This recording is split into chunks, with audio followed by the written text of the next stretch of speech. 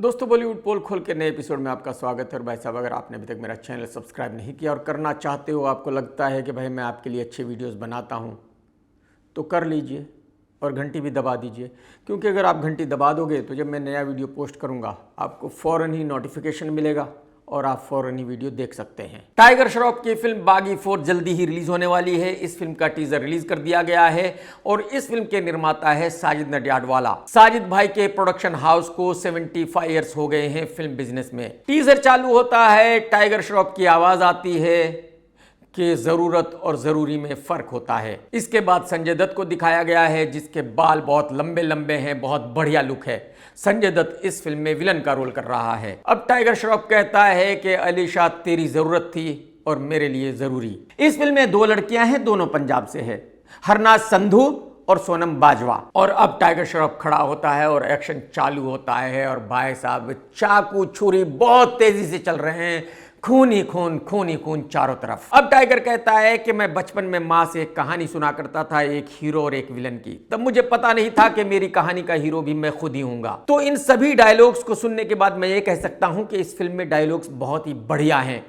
और आप सभी को पता है कि टाइगर एक्शन तो बहुत ही कमाल का करता है, जबरदस्त करता है। ऊपर से विलन है संजय दत्त, तो संजय दत्त का अपना ही ऑरा है, अपनी ही पर्सनैलिटी है। अगर संजय दत्त से टाइगर श्रॉफ भिड़ेगा, एक्शन होगा तो मजा ही आ जाएगा, आप जानते ही हो। और अब इस फिल्म के सभी एक्टरों की एंट्री होती है। एक तरफ संजय दत्त चाकू छुरियां चला रहा है, खूनम खून। दूसरी तरफ एक लड़की चाकू छुरी चला रही है, तीसरी तरफ दूसरी लड़की चाकू छुरी चला रही है और दूसरी तरफ टाइगर श्रॉफ चाकू छुरी चला रहा है। यानी कि चारों तरफ एक्शन ही एक्शन, खून ही खून। अब फिर से टाइगर की एंट्री होती है और कहता है कि कुंडी खड़काऊं या सीधा अंदर आऊं। और अब टाइगर श्रॉफ जबरदस्त एक्शन करते हुए आगे बढ़ता है और अब संजय दत्त आता है सामने और अब दोनों की टक्कर होती है। अब संजय दत्त जा रहा है, चारों तरफ आग ही आग है। संजय दत्त एक कटे हुए आदमी का हाथ उठाता है जलता हुआ और उससे अपनी सिगरेट जलाता है। इस सीन से यह साबित होता है कि संजय दत्त कितना खूंखार आदमी है इस फिल्म में। दूसरी तरफ जहां बहुत जबरदस्त एक्शन हुआ है, वहां टाइगर श्रॉफ बैठा हुआ है और कह रहा है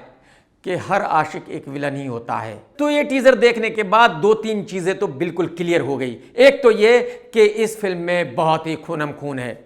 दूसरी ये कि इस फिल्म में बहुत ही जबरदस्त एक्शन होने वाला है। तीसरी बात ये कि इस फिल्म के डायलॉग्स बहुत ही कमाल के होने वाले हैं। और चौथी बात ये कि ये एक लव स्टोरी है, टाइगर एक आशिक है, तो जाहिर सी बात है फिल्म के गाने भी बहुत ही बढ़िया होंगे। कहने का मतलब ये है कि टाइगर के लिए ये एक परफेक्ट फिल्म है और इस फिल्म के चलने के बहुत ज्यादा चांसेस हैं। जानवी कपूर, सिद्धार्थ मल्होत्रा की एक फिल्म आ रही है जिसका नाम है परम सुंदरी। इस फिल्म का ट्रेलर रिलीज कर दिया गया है। फिल्म चालू होती है चर्च में। इसका मतलब यह है कि इन दोनों में से कोई एक तो जरूर क्रिश्चियन होगा। अब सिड चर्च में शाहरुख खान की एक्टिंग करता है और कहता है कि तुमने कभी चर्च में वो किया है, वो समझ रहे हो ना वो। अब जानवी कहती है कि नहीं, मैंने ऐसा कभी कुछ नहीं किया, सिर्फ एक बार किस किया था। लेकिन तुम बताओ तुमने क्या क्या किया है। सिड बताता है कि भाई मैं तो सब जगह कर चुका हूं, बुर्ज खलीफा की बालकनी में, कार में, टेनिस कोर्ट में, यहां वहां। तो जानवी कहती है कि इसका मतलब यह है कि तुम्हें फुल एक्सपीरियंस है कि किस लड़की को कैसे फंसाना है। मैडम जी, रियल लाइफ में अगर देखा जाए तो एक्सपीरियंस तो आपको भी कुछ कम नहीं है। चलो खैर, रियल लाइफ को छोड़ देते हैं, फिल्म की बात करते हैं मैडम जी। अब सिड कहता है कि भाई इस दुनिया में 810 करोड़ लोग हैं, लेकिन सच्चा प्यार तो एक से ही होता है, सबसे नहीं होता। यह बात बिल्कुल सही है। लेकिन फिर अचानक कुछ होता है कि जानवी पर्दे पर आ जाती है। जानवी बताती है कि मैं एक मलयाली लड़की हूं। अब लड़की केरला से है तो जाहिर सी बात है डांस तो होगा। अब सिड बताता है कि भाई हम आए हैं दिल्ली से और शायद लड़की अपना घर रेंट पर देती है। तो सिड और इसका दोस्त आकर इसके घर में रहने लगते हैं। अब सिड कंप्लेन करता है कि भाई यहां तो मच्छर बहुत ज्यादा है। लड़की कहते हैं कि खिड़की बंद रखो। लड़का कहता है खिड़की बंद रखूंगा तो देखूंगा कैसे, बाहर बहुत कुछ देखना है। लड़की कहती है कि खिड़की खोल लो, कोई दिक्कत नहीं है, क्योंकि दिन में मच्छर नहीं होते, रात में मच्छर होते हैं। कहने का मतलब यह है कि दोनों के बीच में नोकझोंक चालू हो जाती है, यानी कि ये प्यार की शुरुआत हो रही है। अब फिर से शाहरुख की फिल्म का जिक्र होता है कि हार कर जीतने वाले को ही बाजीगर कहते हैं। और सिड कहता है जानवी से कि तुमने बाजीगर नहीं देखी। कहने का मतलब यह है कि इस फिल्म में एसआरके की बहुत सारी चीजों को यूज किया गया है। सिड ने वो सब हाथ वाथ खोले हैं जैसे कि एसआरके खोलता है, सिड एसआरके की फिल्मों के बारे में भी बात कर रहा है। अब बढ़िया बढ़िया लोकेशंस दिखाए जाते हैं, गाना हो रहा है, गाना बढ़िया है और सिड और जानवी दोनों ही गाने में अच्छे लग रहे हैं। अब कुछ ऐसा होता है कि जानवी को गुस्सा आ जाता है। जानवी कहती है कि तुम सबकी फीलिंग्स के साथ खेलता है, तुम घटिया इंसान है। और अब ये भाग रहा है और लोग हथियार लेकर इसके पीछे भाग रहे हैं, यानी कि कुछ गड़बड़ हो चुकी है। अब यहां कुछ ऐसी बातें होती है कि सिड और उसके दोस्त कहते हैं कि भाई नॉर्थ इंडिया हो या साउथ इंडिया हो, इंडिया तो इंडिया है। लेकिन जानवी कहती है कि बिल्कुल नहीं, साउथ इंडिया के सुपरस्टार्स बहुत ज्यादा फेमस है और बहुत ज्यादा बेहतर है बॉलीवुड वालों से, और यही वजह है कि साउथ इंडिया नॉर्थ इंडिया से बेटर है। कहने का मतलब यह है कि यह फिल्म एक लव स्टोरी है जिसमें लड़की और लड़के के बीच में नोकझोंक होती है, प्यार होता है, तकरार होता है और एंड में मेरे ख्याल में शादी हो जाती होगी। ये मैं गारंटी के साथ कह सकता हूं। ये पूरा ट्रेलर देखने के बाद मैं कह सकता हूं कि इस फिल्म की भी कुछ कहानी वैसी ही है जैसी कि अर्जुन कपूर आलिया भट्ट की फिल्म 2 स्टेट्स की थी। लेकिन जब वो फिल्म रिलीज हुई तो अर्जुन कपूर की भी इतनी भंज नहीं पिटी थी और आलिया भट्ट अच्छी फेमस हो चुकी थी, तो पब्लिक ने उस फिल्म को देखा था और वो फिल्म एक हिट फिल्म थी। लेकिन यहां प्रॉब्लम यह है कि इस फिल्म में हीरोइन है जानवी कपूर। जानवी कपूर की फिल्म किसी को देखनी ही नहीं है। जानवी कपूर को कोई भी पसंद नहीं करता। हीरो है सिद्धार्थ मल्होत्रा। मैं नहीं कह सकता कि सिद्धार्थ की कितनी फैन फॉलोइंग है। सिद्धार्थ शादी कर चुका है, बच्चे का बाप भी बन चुका है, तो लड़कियों में उसका कितना क्रेज बचा है वो भी मैं नहीं कह सकता। इस फिल्म को जो ओपनिंग मिलेगी उसी से डिसाइड होगा कि सिद्धार्थ मल्होत्रा का क्या स्टारडम है, सिद्धार्थ मल्होत्रा को पब्लिक आज की तारीख में कितना पसंद करती है। तो मैं अभी से गारंटी के साथ ये नहीं कह सकता कि ये फिल्म चलेगी या नहीं चलेगी। फिल्म के एडवांस बुकिंग देखने के बाद और इस फिल्म को देखने के बाद ही मैं ये बता पाऊंगा कि ये फिल्म कितना बिजनेस कर सकती है, हिट होगी या फ्लॉप होगी। दोस्तों, आप सभी जानते हैं कि कुत्ते का काटना कितना खतरनाक है। अगर कुत्ता किसी को काट ले तो नाभि में 14 इंजेक्शन लगते हैं। कितने भाई साहब? 14। एक इंजेक्शन से काम नहीं चलता। और अगर इंजेक्शन ना लगे, रेबीज हो जाए तो भाई साहब आदमी किसी भी दवाई से नहीं बचता, फिर कोई भी डॉक्टर उस आदमी को नहीं बचा सकता। तो कितना खतरनाक है कुत्ता, इससे आप अंदाजा लगा सकते हैं। और आज की तारीख में पूरे इंडिया में सभी सड़कों पर आवारा कुत्तों की भरमार है। कहीं कुत्ता किसी बड़े को काट रहा है, कहीं बच्चे को काट रहा है और लोग बेमौत मर रहे हैं। इसी बात से चिंतित होकर सुप्रीम कोर्ट ने कहा कि भाई दिल्ली की सड़कों पर जितने भी आवारा कुत्ते हैं उनको पकड़ा जाना चाहिए और उनको शहर से कहीं दूर पिंजरे में रखा जाना चाहिए, वहां उनको खाना पानी दिया जाना चाहिए। बिल्कुल करेक्ट बात है भाई। सुप्रीम कोर्ट ने यह तो नहीं कहा कि कुत्तों को पकड़कर मार देना चाहिए। सुप्रीम कोर्ट ने यह कहा कि भाई इनको एक पिंजरे में रखो और वहां इनको खाना पानी दो। और मेरे ख्याल में सुप्रीम कोर्ट का ये एक बहुत ही कमाल का फैसला है, बहुत ही अच्छा फैसला है। सुप्रीम कोर्ट को यह फैसला सिर्फ दिल्ली के लिए नहीं देना चाहिए था, बल्कि पूरे हिंदुस्तान के लिए देना चाहिए था, मुंबई के लिए भी देना चाहिए था। मुंबई, हैदराबाद वगैरह सब जगह भाई साहब कुत्तों की भरमार है। और मैं आपको ये बता दूं कि इस तरह आवारा कुत्ते सड़कों पर आपको कहां मिलते हैं? इंडिया, पाकिस्तान, बांग्लादेश में। यूरोप में कहीं आपको आवारा कुत्ता सड़क पर नहीं मिलेगा। लंदन, अमेरिका में कहीं आपको कोई आवारा कुत्ता सड़क पर नहीं मिलेगा। पूरे गल्फ में कहीं आपको कोई आवारा कुत्ता सड़क पर नहीं मिलेगा। मोरक्को में कुछ सालों के बाद फीफा वर्ल्ड कप होने वाला है और उससे पहले मोरक्को सरकार 3 मिलियन आवारा कुत्तों को पकड़ेगी और उनको मार देगी। क्योंकि अगर ऐसा नहीं करेगी तो जो खिलाड़ी हैं वो मोरक्को आने से मना कर देंगे, क्योंकि जाहिर सी बात है कोई भी अपनी जान का रिस्क क्यों लेगा भाई। तो जिस तरह से इंडिया की सरकार कोशिश कर रही है कि इंडिया में जल्दी ही ओलंपिक हो जाए, अगर कहीं ओलंपिक इंडिया में हुआ तो ओलंपिक होने से पहले इंडिया की गवर्नमेंट को यही करना पड़ेगा, सभी कुत्तों को पकड़ना पड़ेगा, या तो उनको कहीं पिंजरे में रखना पड़ेगा या तो मारना पड़ेगा। लेकिन कुछ एक्टर कुत्तों के बहुत बड़े हिमायती है। उनमें से एक है कुत्ते जैसी शक्ल वाला अदरक अब्राहम। आज से मैं इसको अदरक अब्राहम नहीं कहूंगा, मैं इसको कुत्ता अब्राहम कहूंगा, क्योंकि कुत्ता वर्ड इसको बहुत ज्यादा पसंद है, कुत्ते इसको बहुत ज्यादा पसंद है, कुत्तों से बहुत ज्यादा प्यार करता है, अपने आप को कुत्तों का फादर कहता है, अपने आप को कुत्तों का मसीहा कहता है, तो फिर इसका नाम कुत्ता अब्राहम ही होना चाहिए। बॉलीवुड में एक और हीरो है जिसकी हाइट है 2.5 फीट 3 इंच, छोटे छोटे हाथ, छोटे छोटे पैर, लेकिन फिर भी अपने आप को सुपरस्टार समझता है। उसने भी कहा है कि जो सुप्रीम कोर्ट का फैसला है वो गलत है, कुत्तों को नहीं पकड़ा जाना चाहिए। जानवी कपूर ने भी कहा है कि कुत्तों को नहीं पकड़ा जाना चाहिए। कुत्तों को ऐसे ही रहने दिया जाना चाहिए। और रवीना टंडन ने भी कहा है कि सुप्रीम कोर्ट का यह फैसला गलत है, कुत्तों को नहीं पकड़ा जाना चाहिए। अब आप इन एक्टरों की ये बातें सुनकर बहुत ही हैरान होंगे। आपको यह लगेगा कि भाई साहब ये कुत्तों के हिमायती क्यों है, ये क्यों कह रहे हैं कि कुत्तों को नहीं पकड़ा जाना चाहिए, जबकि कुत्ते इतनी बड़ी प्रॉब्लम है। किसी भी बच्चे को काट लेते हैं, किसी को भी आते जाते काट लेते हैं, कोई भी इनके काटने से मर जाता है, तो इनको तो खुश होना चाहिए कि सुप्रीम कोर्ट ने एक ऐसा फैसला दिया है। लेकिन इसके बावजूद भी ये कह रहे हैं कि नहीं, ये तो सुप्रीम कोर्ट का फैसला गलत है। उसकी वजह यह है कि ये अगर कहीं जाते हैं तो गाड़ी में बैठकर जाते हैं, वहां कहीं उतरते हैं तो 10 बॉडीगार्ड आगे पीछे होते हैं, तो जाहिर सी बात है कुत्ता इनको तो काट नहीं सकता। तो जब इनको काट नहीं सकता तो इनको घंटा फर्क पड़ता है अगर कुत्ता किसी को काटता है। और ये मैं आप लोगों को कितनी बार बता चुका हूं कि जो बॉलीवुड वाले हैं इनकी नजर में पब्लिक की कोई कीमत नहीं है, पब्लिक को इनसे कोई लेना देना नहीं है। पब्लिक को अगर कुत्ता काटता है तो काटे, इनको क्या फर्क पड़ता है।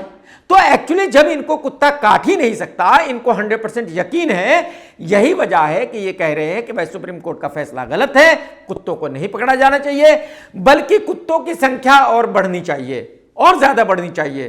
बच्चों का सड़क पर निकलना बिल्कुल नामुमकिन हो जाना चाहिए। क्या ही बोलूं मैं इनको, कुछ कहूंगा तो फिर विवाद हो जाएगा। जया बच्चन जी कहीं कुछ लोगों के साथ खड़ी थी और कुछ डिस्कस कर रही थी, कुछ बोल रही थी। इतने में एक आदमी आता है और सेल्फी लेने लगता है, और जया जी उसको देखकर बहुत ही नाराज हो जाती है और उसको धक्का दे देती हैं कि तुम कर क्या रहे हो।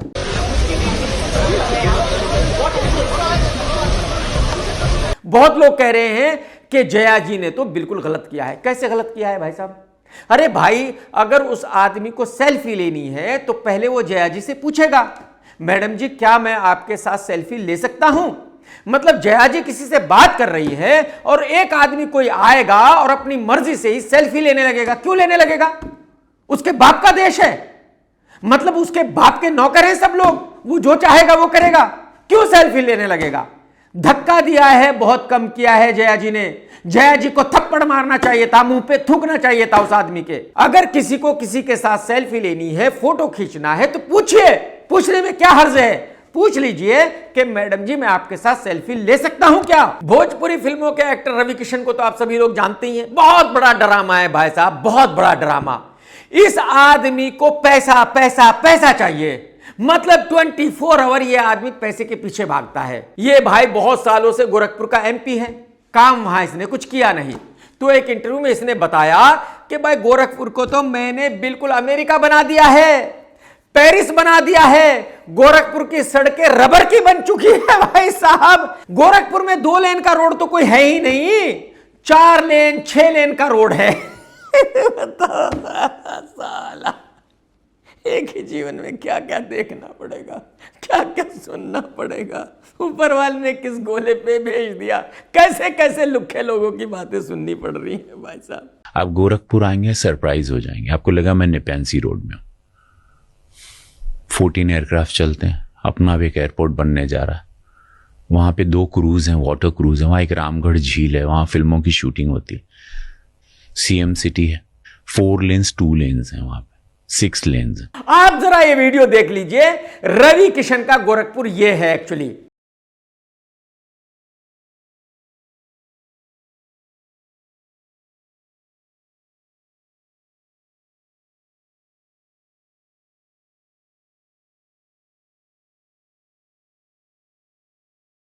देख लिया भाई साहब आपने? मैं इस गोरखपुर में 5 दिन नहीं रह सकता भाई साहब, 5 दिन से पहले भाग खड़ा हूंगा कसम से। और ये आदमी बता रहा है कि इसने गोरखपुर को अमेरिका बना दिया है। बताइए, मतलब हमारे नेता ऐसे हैं कि कुछ नहीं करते, सफेद झूठ बोलते हैं। अदरक अब्राहम उर्फ कुत्ता अब्राहम ने एक और स्टेटमेंट दिया है और कहा है कि मैं छावा और कश्मीर फाइल जैसी प्रोपेगेंडा फिल्म नहीं बना सकता, मुझे ऐसे पैसे नहीं चाहिए, मुझे ऐसी फिल्में बनाकर पैसे नहीं कमाने हैं, मुझे पैसे कमाने के लिए समाज को बांटना नहीं है, मैं ऐसी फिल्में जिंदगी में कभी नहीं बनाऊंगा। और जिन्होंने ये फिल्म बनाई है उनको शर्म आनी चाहिए।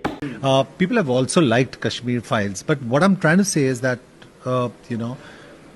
when films are being made with the intent to sway people in a hyper-political atmosphere and they find an audience, That's scary. And to answer your question, no, I've never been tempted. And I'm never going to make those kind of films. मैं इस बात के लिए John की तारीफ करता हूं कि उसने सच कहा और बिना डरे कहा। किसी को भी पैसे कमाने के लिए इस तरह की प्रोपेगेंडा फिल्म नहीं बनानी चाहिए, समाज में दूरी पैदा नहीं करनी चाहिए, समाज में लोगों को एक दूसरे का दुश्मन नहीं बनाना चाहिए। रणबीर कपूर की फिल्म एनिमल बहुत बड़ी हिट रही थी और उसमें अगर किसी ने छोटा सा रोल भी किया था तो वो अपने आप को सुपरस्टार मानता है।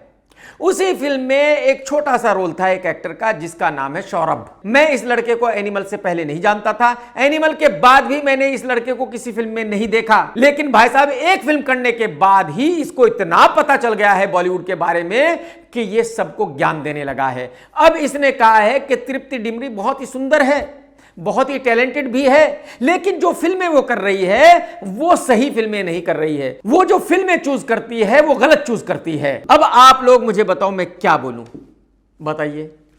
ये बंदा तृप्ति को ज्ञान दे रहा है बताओ साला, एक ही जीवन में क्या क्या देखना पड़ेगा, साले कैसे कैसे चूतियों को झेलना पड़ेगा एक ही जीवन में। अबे लुखे, तेरे 4 सीन थे एनिमल में, तू उससे पहले भी लुक्खा था, तू उसके बाद भी लुक्खा है और तू जिंदगी भर लुक्खा ही रहेगा। तृप्ति डिमरी को ज्ञान देने की पोजीशन में तू नहीं है बेटा। औकात देख अपनी कि तेरी कितनी औकात है और अपनी औकात के हिसाब से बात कर मेरे भाई। रजनीकांत साहब की फिल्म कुली आ रही है और भाई साहब एडवांस बुकिंग जबरदस्त हो चुकी है, लेकिन इसमें एक आइटम सॉन्ग है पूजा हेगड़े का और ये गाना बहुत बड़ा हिट हो चुका है भाई साहब। मोनिका बेलूसी हॉलीवुड फिल्मों की एक्ट्रेस है, उसको ट्रिब्यूट दिया गया है इस गाने से और मोनिका ने खुद इस गाने को पसंद किया है और पूजा ने कहा है कि मुझे बहुत खुशी है कि मोनिका को यह गाना पसंद आया। कुछ दिनों पहले ही अनुराग कश्यप लल्लन टॉप के शो में गया था, वहां सौरभ ने इससे पूछा था कि भाई साहब तेरी सारी फिल्में तो फ्लॉप होती है, फिर भी तुझे निर्माता कैसे मिल जाता है, कोई भी तुझे पैसे कैसे दे देता है फिल्म बनाने के लिए और अगर आपको याद हो तो कुछ दिनों पहले इस भाई ने कहा था कि मुझे बॉलीवुड में फिल्में बनानी ही नहीं है, बॉलीवुड में मुझे काम ही नहीं करना है, बॉलीवुड एकदम घटिया है, मैं तो साउथ में रहने लगा हूं और अब साउथ फिल्मों में ही काम करूंगा, साउथ फिल्में ही बनाऊंगा। लेकिन इस भाई ने फिर से एक हिंदी फिल्म बना दी है जिसका नाम है निशांची।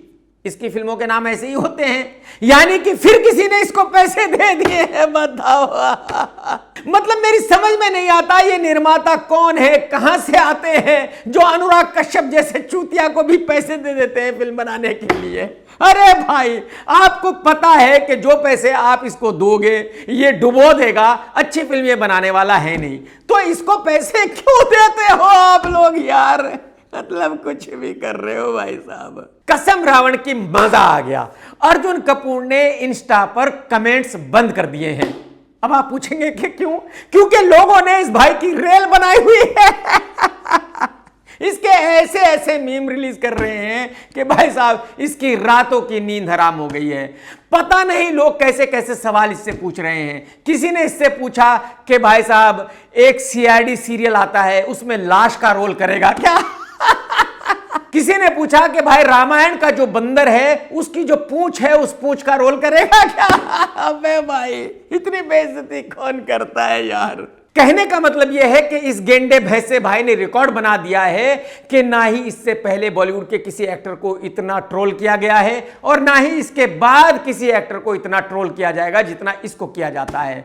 अर्जुन भाई भैंसे भाई मेरी बात मान, सन्यास ले ले, कितनी बार बोल चुका हूं तुझे सन्यास ले ले, लोग तेरा जीना हराम कर देंगे, नहीं तो तुझे चैन से जीने नहीं देंगे। बेहतर है सन्यास ले ले, निर्माता बन जा अपने बाप की तरह, फिल्में बना और चुपचाप कैमरे के पीछे रहो, कैमरे के सामने मत आ। जितने भी सोशल मीडिया है सबको डिलीट कर दे, भाग जा, जान बचा ले क्या हाल कर दिया इस बेचारे का यार, जिंदगी हराम कर दी पब्लिक ने। समझ में आ गया जब पब्लिक प्यार करती है तो क्या करती है और जब पब्लिक नफरत करती है तो क्या करती है। कुछ सालों पहले मैंने आपको बोला था कि आपका क्या हाल होने वाला है फ्यूचर में, हो गया ना, मेरी बात सही हो गई ना भाई साहब। जो केआर के कहता है वही होता है, मान लो ये बात भाई साहब। दोस्तों बॉलीवुड एक ऐसी जगह है जहां कंट्रोवर्सी होती ही रहती है, कोई ना कोई किसी ना किसी के बारे में कुछ कहता ही रहता है, बॉलीवुड वाले आपस में लड़ते ही रहते हैं। मृणाल ठाकुर जब कभी स्ट्रगल कर रही थी उस वक्त उसने बिपाशा के बारे में कुछ कह दिया था, उस वक्त उस बेचारी को भी कहां पता होगा कि एक दिन वो एक्ट्रेस बन जाएगी, अच्छी नॉन हीरोइन बन जाएगी। जाहिर सी बात है वो आज एक नॉन हीरोइन बन गई है। तो उसका एक पुराना वीडियो वायरल हो रहा है जहां वो कह रही है कि भाई वो बिपाशा से बेटर है, बिपाशा उसके सामने कुछ भी नहीं है। You want to marry a girl who's manly with muscles? Go marry Bipasha. Go marry Bipasha. अब वो हो ही नहीं रहा होता इसके लिए। I am far better than Bipasha. भाई एक लड़की को जब बेचारी को पता ही नहीं कि वो फ्यूचर में कहां जाएगी, कितनी बड़ी स्टार बनेगी, तो जाहिर सी बात है वो कुछ भी कह सकती है। तो मेरे ख्याल में मृणाल ने जो भी कहा था वो बिल्कुल अनजाने में कहा था और बिपाशा को भी ये अच्छी तरह पता है। तो अगर बिपाशा उस वीडियो को आज देखेगी तो मैं गारंटी के साथ कह सकता हूं कि बिपाशा को बिल्कुल बुरा नहीं लगेगा। लेकिन मीडिया ने उस वीडियो को लेकर हाय हुल्ला मचाया हुआ है। यही वजह है कि मृणाल ने ऑफिशियली माफी मांगी है कि मैंने जो भी कहा था वो सही नहीं था, मैं उसके लिए माफी मांगती हूं। शिल्पा का पति राज कुंद्रा वो आदमी है जो किसी ना किसी कंट्रोवर्सी में हमेशा रहता ही है। एक दिन भी इस भाई का ऐसा नहीं जाता जिस दिन ये किसी कंट्रोवर्सी में ना हो। अच्छा, कंट्रोवर्सी भी ऐसी कोई छोटी मोटी नहीं कि भाई किसी ने इसको कुछ कह दिया हो या इसने किसी को कुछ कह दिया हो। बड़ी कंट्रोवर्सीज, ईडी इनकम टैक्स की कंट्रोवर्सीज। एक जमाना वो था जब शिल्पा भी राजस्थान आईपीएल टीम की वन ऑफ द ओनर थी और उसके बाद शिल्पा और उसके पति पर मनी लॉन्ड्रिंग वगैरह के इल्जाम लगे, इन्होंने उस टीम को छोड़ दिया। आपको पता ही है फिल्में बनाने के इल्जाम में ये आदमी तकरीबन 6 महीने जेल में रह चुका है। कुछ दिनों पहले एक और खबर आई थी कि इसने कुछ गोल्ड स्कीम चालू की थी, उसमें भी बहुत बड़ा फ्रॉड कर लिया है। मैं आपको ये बता दूं कि ईडी राज और शिल्पा का जो बंगला है उसको जब्त कर चुकी है, लेकिन इन्होंने अदालत से स्टे लिया हुआ है। अब खबर आई है कि इन्होंने एक बिजनेसमैन के 60 करोड़ रुपए लूट लिए हैं और उसका नाम है अनिल कोठारी। मैं आपको ये बताना चाहूंगा कि एक जमाने में राज कुंद्रा इंडिया से इंग्लैंड गया था, वहां इसने कुछ ऐसे ही कारनामे किए थे, ऐसे कारनामे करके ही इसने पैसे कमाए थे। शादी हो गई थी, फिर उससे डिवोर्स हुआ, उससे बच्चे भी हैं, उसके बाद शिल्पा से शादी की। यानी कि इस लड़के की पूरी लाइफ कंट्रोवर्शियल है। एक बाबा है प्रेमानंद, उनके दरबार में शिल्पा और राज गए। शिल्पा राज ने उनसे कहा कि हमारे लिए दुआ कीजिए कि हमारा अच्छा हो। राज ने यह भी कहा कि गुरुजी मुझे पता है कि आपकी किडनी की प्रॉब्लम है, अगर मैं एक किडनी आपको दे सकता हूं तो मैं खुशी खुशी दे दूंगा। मैं जानता हूं पिछले 10-20 साल से किडनी फेल के साथ चल रहे हो।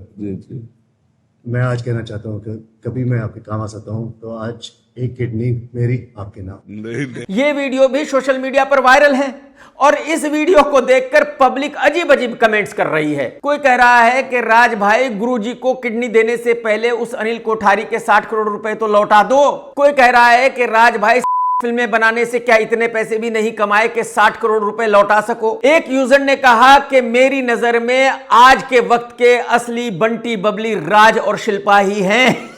बताओ, कमाल का कमेंट है ये। राज भाई इतनी बेइज्जती क्यों करवा रहे हो दोस्त?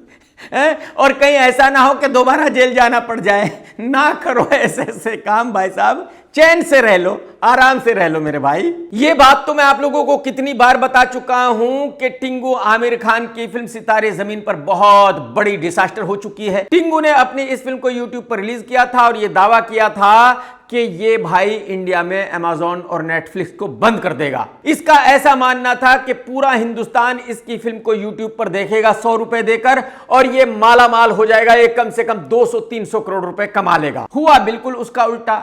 ये बेचारा अमेज़न और नेटफ्लिक्स को क्या बंद करता, इसका ऑफिस बंद होने का वक्त आ गया है। जी इसकी फिल्म के OTT राइट्स खरीदने के लिए इसको 10 करोड़ रुपए दे रहा था, इसने नहीं दिए थे राइट्स और अब इस फिल्म को सिर्फ 1 मिलियन लोगों ने ही YouTube पर देखा है। अब जब टिंगू भाई की समझ में ये आ गया कि पब्लिक इस फिल्म को YouTube पर भी नहीं देख रही है, तो इसने 100 रुपए से घटाकर 50 रुपए कर दिए हैं। और 50 रुपए का मतलब क्या है? 50 रुपए का मतलब यह है कि 25 रुपए इसको मिलेंगे और 25 रुपए YouTube को मिलेंगे। इससे आप अंदाजा लगा सकते हैं कि टिंगू भाई कैसा भिखमंगा बन गया है, किस तरह से भीख मांग रहा है, 25-25 रुपए इकट्ठे कर रहा है। बताइए। मैं फिर से टिंगू भाई को यही कहना चाहता हूं कि भाई साहब आप ज्यादा होशियारी मत दिखाया करो, ज्यादा होशियारी दिखानी ठीक नहीं होती। एक कहावत है बहुत पुरानी, बहुत फेमस, कि कौवा चला हंस की चाल, अपनी भी चाल भूल गया। तो जो 10 करोड़ रुपए मिल रहे थे वो भी गए। 2-3 दिन पहले अक्षय कुमार जम्मू कश्मीर गए थे। एक ज्वेलरी शोरूम की ओपनिंग करने के लिए। वहां एयरपोर्ट पर अक्षय कुमार को एक गाड़ी लेने आई जिसके शीशे काले थे, जबकि जम्मू कश्मीर में शीशे ब्लैक करना कानूनन गलत है। तो जम्मू कश्मीर पुलिस ने उस गाड़ी को जब्त कर लिया और फिर अक्षय कुमार को दूसरी गाड़ी में जाना पड़ा। जम्मू कश्मीर पुलिस ने एक एग्जाम्पल दिया दुनिया को कि जम्मू कश्मीर पुलिस एकदम ईमानदार है, उनके लिए कोई स्टैंड नहीं है, कोई नॉर्मल आदमी नहीं है, उनके लिए सब बराबर हैं। वो भले ही अक्षय हो जिसकी सरकार में बहुत चलती है, वो उसकी गाड़ी को भी जब्त कर सकती है। वीडियो वायरल है कि जया बच्चन जी ने किसी को धक्का दे दिया था जो सेल्फी ले रहा था। अब इस पर कंगना ने रिएक्ट किया है और कंगना ने कहा है कि जया बच्चन जी मेंटली डिस्टर्ब हैं, ये जिसको देखो उसको धक्का देती फिरती है, किसी को भी मार देती है, ये बिल्कुल गलत है। कंगना का कहना यह है कि जया बच्चन ये इसलिए करती है क्योंकि उनके पति अमिताभ बच्चन है। बिल्कुल सही कहा मैडम जी आपने बिल्कुल ठीक कहा। और यही वजह है कि आप भी एक ऐसा पति ढूंढती फिरती हो जो अमिताभ बच्चन साहब की तरह बहुत बड़ा आदमी हो, बहुत फेमस हो, बहुत अमीर हो। यही वजह है कि आप अजय देवगन के साथ शादी करने के लिए तैयार थी, आप ऋतिक के साथ शादी करने के लिए तैयार थी, आप संजय दत्त के साथ शादी करने के लिए तैयार थी, आप किसी के भी साथ शादी कर सकती हो, बस उस आदमी के पास बहुत ज्यादा पैसे होने चाहिए, बहुत ही पावरफुल होना चाहिए, अमिताभ बच्चन साहब की तरह। और मैडम जी मिलता तो वही है जो किस्मत में होता है। अब आपकी किस्मत में नहीं है तो आपको कैसे मिलेगा, आप मुझे बताओ। और कसम से मैंने इस इंटरव्यू में देखा आपको, आप तो इतनी बूढ़ी हो चुकी हो कि अब तो शादी भी नहीं हो सकती, पॉसिबल नहीं है, टाइम गया। फ्राइडे को वार 2 रिलीज हुई और हिंदी में इस फिल्म ने बिजनेस किया पहले दिन 28 करोड़ रुपए का, जबकि ऐसा माना जा रहा था कि 50 करोड़ रुपए से ज्यादा का बिजनेस होगा पहले दिन सिर्फ हिंदी में। और मैं बहुत पहले से कहता आ रहा था कि फिल्म 20 से 30 करोड़ के बीच में ही बिजनेस करेगी, इससे ज्यादा बिजनेस नहीं करेगी। यह फिल्म इतनी खराब है कि इवन समोसा क्रिटिक्स भी इस फिल्म के बारे में बुरा कह रहे हैं। तो ऐसा माना जा रहा था कि दूसरे दिन इस फिल्म का बिजनेस कम होगा, लेकिन ऐसा नहीं हुआ भाई साहब। दूसरे दिन इस फिल्म ने जबरदस्त उछाल लिया। दूसरे दिन का बिजनेस हुआ 42 CR सिर्फ हिंदी में, यानी कि सिर्फ 2 दिन का बिजनेस 70 करोड़ रुपए हो गया है। इसका मतलब यह हुआ कि संडे तक का बिजनेस तकरीबन 125 करोड़ हो जाएगा। और इसका मतलब यह हुआ कि लाइफ टाइम बिजनेस 200 करोड़ के आसपास हो जाएगा। लेकिन प्रॉब्लम यह है कि 200 करोड़ रुपए का बिजनेस होने से यह फिल्म बहुत बड़ी डिसास्टर मानी जाएगी, क्योंकि इस फिल्म की लैंडिंग कॉस्ट है 450 CR, जो बहुत ज्यादा है। इस फिल्म के रिलीज होने से पहले ट्रेड का ऐसा मानना था, इस फिल्म के निर्माता आदि चोपड़ा का ऐसा मानना था कि फिल्म सिर्फ हिंदी में कम से कम 500 से 600 करोड़ रुपए का बिजनेस करेगी। लेकिन यह बात मैं कितनी बार कह चुका हूं कि टकला ऋतिक ना कभी बहुत बड़ा सुपरस्टार था, ना बहुत बड़ा सुपरस्टार है, और ना ही कभी फ्यूचर में बहुत बड़ा सुपरस्टार बन पाएगा, क्योंकि यह माल का इतना बड़ा शौकीन है कि इसका दिमाग सही से काम नहीं करता। बॉलीवुड में सबसे बड़े मेंटल 2 एक्टर हैं, ऋतिक, आदित्य रॉय कपूर, दोनों ही माल के बहुत बड़े शौकीन हैं। माल ने इनके दिमाग को टोटली खत्म कर दिया है। इसी फ्राइडे को कुत्ते अब्राहम की फिल्म तेहरान ZEE5 पर रिलीज हुई और आप यकीन कीजिए कुत्तों ने भी इस फिल्म को नहीं देखा। पब्लिक की तो बात ही छोड़ दीजिए। ठीक किया, पब्लिक ने बहुत सही किया। पब्लिक को कसम है, अगर कोई भी इस कुत्ते अब्राहम की फिल्म देखे, ना थिएटर में देखनी है ना OTT पर देखनी है, इस आदमी को घर बैठाना है, इस आदमी को यही काम देना है कि ये सिर्फ आवारा कुत्तों को पाले, उनकी देखभाल करे। अर्नब गोस्वामी के चैनल रिपब्लिक में एक लड़की काम करती थी, प्रियंका दत्त। उसने रिपब्लिक का ID कार्ड काट काट करके गालियां दे दे करके एक वीडियो रिलीज किया है और दुनिया को बताया है कि अर्नब गोस्वामी का जो चैनल है वो कितना घटिया है। प्रियंका ने यह भी कहा कि हो सकता है कि कल ये सब करने के लिए मैं माफी मांग रही हूं, क्योंकि अर्नब गोस्वामी बहुत ही खतरनाक आदमी है, वो कुछ भी कर सकता है, मेरे ऊपर कितना भी प्रेशर डलवा सकता है, लेकिन आज जो मैं कह रही हूं वो बिल्कुल सच है। एक एडल्ट फिल्म बन रही है जिसका नाम है मस्ती 4 और उसमें है रितेश, आफ्ताब, विवेक। इस फिल्म को डायरेक्ट कर रहा है भैंसा मिलाप जवेरी, वही मिलाप जो अब तक कई एक C ग्रेड फिल्में बना चुका है। तो सोशल मीडिया पर एक फोटो वायरल हो रहा है जिसमें ये तीनों हीरो मिलाप को मार रहे हैं। ये फोटो बिल्कुल परफेक्ट है, लेकिन एक्चुअली ये अभी रिलीज नहीं होना चाहिए था, क्योंकि फिल्म रिलीज होने के बाद रियल में ऐसा ही होगा, ये तीनों मिलाप को ऐसे ही कूट रहे होंगे, तो उस वक्त ये फोटो रिलीज किया जाना चाहिए था। लेकिन ठीक है, इनकी दूरदर्शिता कि इन्होंने जो कल होने वाला है वो आज ही दुनिया को बता दिया है। मिलाप भाई, आपकी सही कुटाई होने वाली है, लिख के रख लो आप। जर्मनी की एक कंपनी ने बहुत ही कमाल की स्कीम चालू की है। हालांकि ये खबर बॉलीवुड से नहीं है, लेकिन आप लोगों को जानना चाहिए।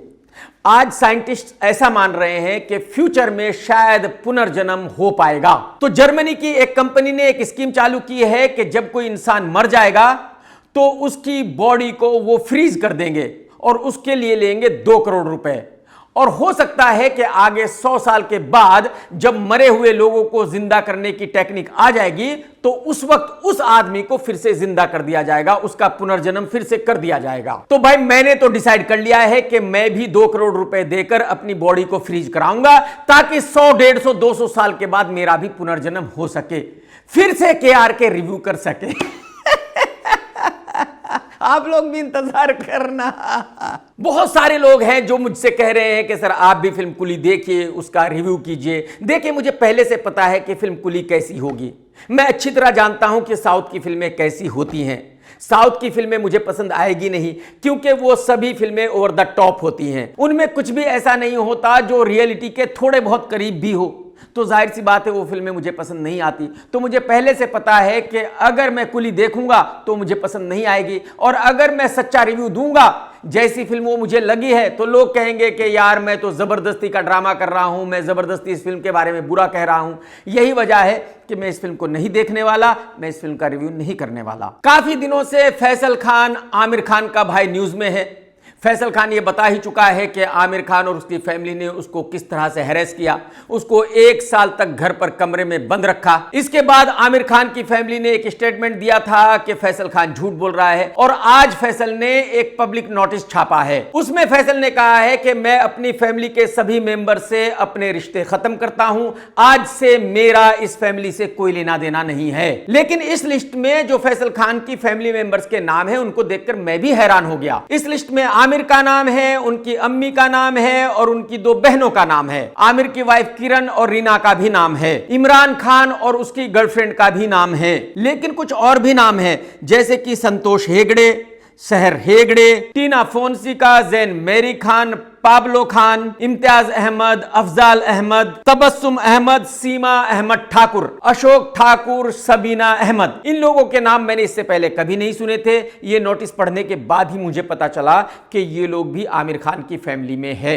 लेकिन फिर से मेरी वो बात साबित हो गई है जो मैं हमेशा ही आप लोगों को कहता हूं कि बॉलीवुड में कोई किसी का नहीं है, अपनी फैमिली का भी कोई नहीं है। भाई साहब, आप लोगों की तो बात ही छोड़ दीजिए। तो अगर आपको ऐसा लगता है कि आप लोगों को ये बहुत प्यार करते हैं जो अपनी फैमिली वालों को भी प्यार नहीं करते, तो आप सोचो कि आप कितनी बड़ी गलतफहमी में हो। और ये बात तो मैं आप लोगों को कितनी बार बता चुका हूं कि टिंगू कितना खतरनाक आदमी है, और इस नोटिस से भी यही साबित होता है। आप सभी जानते हैं कि कंगना हमेशा सबके बारे में बात किया ही करती है, किसी ना किसी को गालियां देती ही रहती है। लेकिन एक एक्ट्रेस है कनिका, अब उसने कंगना की रेल बना दी है।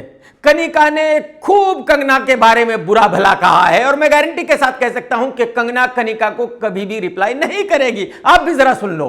सॉरी टू से, बट कंगना रनावत जब मुंह खोलती है तो हकती है, and I don't like that. जिस थाली में खाती है उसी थाली में छेद करती है। इंडस्ट्री ने उसको इतने ऐसे हाथों पे उठा के हीरोइन बनाया, specially because she talks rubbish against people.